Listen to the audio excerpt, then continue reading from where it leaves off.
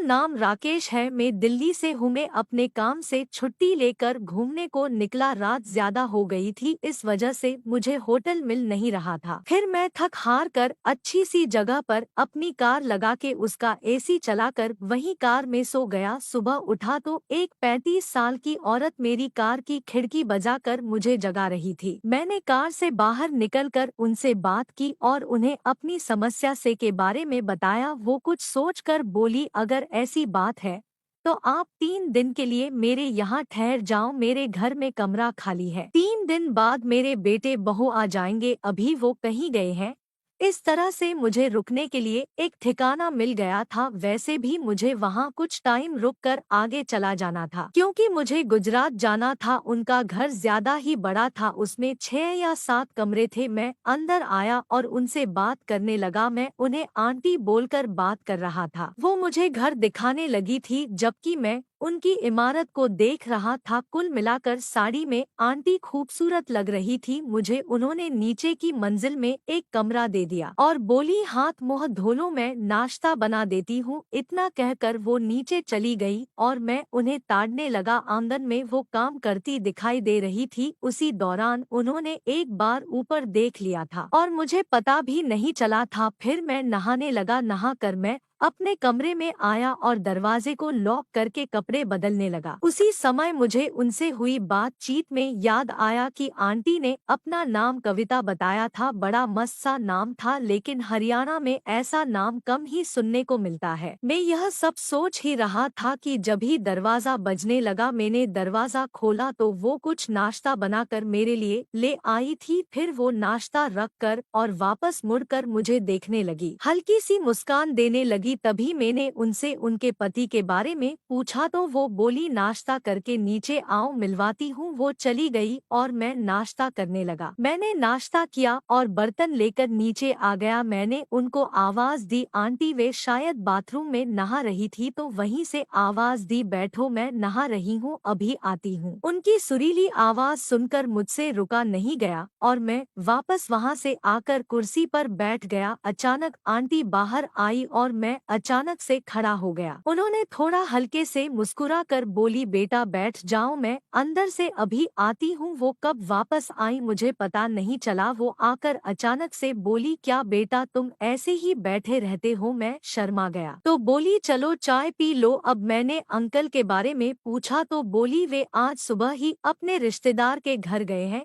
शाम तक आ जाएंगे। फिर वो मेरे बारे में बात करने लगी। आंटी बोली, मेरी जैसी औरतें दिल्ली में जीन्स पहनकर घूमती हैं, मुझे देखकर अच्छा लगता है। मेरा भी जीन्स पहनने का बहुत मन है, लेकिन पहन नहीं सकती। ऐसे ही बात होती रही और दोपहर हो गई। फिर वो खाना बनाने के लिए बोली और मैं वापस कमरे में लेट गया। फिर आंटी ऊपर आई, कमरा खुला था तो सीधे अंदर आ गई। मेरा वो देख कर वो मुड़ गई और बाहर जाती हुई बोली, नीचे आओ, खाना खा लो। मैं भी शर्मा गया और नीचे पहुंच गया। नीचे गया तो आंटी ने सीधे पूछा, ऐसा क्या सोच रहे थे? मैं भी अचानक से बोल पड़ा, आपके बारे में ही सोच रहा था। आंटी हंसकर बोली, क्या तुम पागल हो गए हो? मैंने फिर सोचा कि ये क्या बोल दिया मैंने। फिर मैं हाथ धोने उनके बाथरूम में गया तो फिर से दिमाग खराब हो गया। तभी आंटी ने आवाज दी तो जल्दी से भागकर बाहर आ गया और खाने बैठ गया। आंटी ने भी अपनी थाली मेरे साथ ही लगा ली और पास पड़ी कुर्सी पर बैठकर खाने लगी। उन्होंने देखकर पूछ लिया, क्या हुआ? मैं बोला, कुछ नहीं। फिर खुद के इलाके की औरतों की बात उनसे करने लगा कि वो जिम जाती है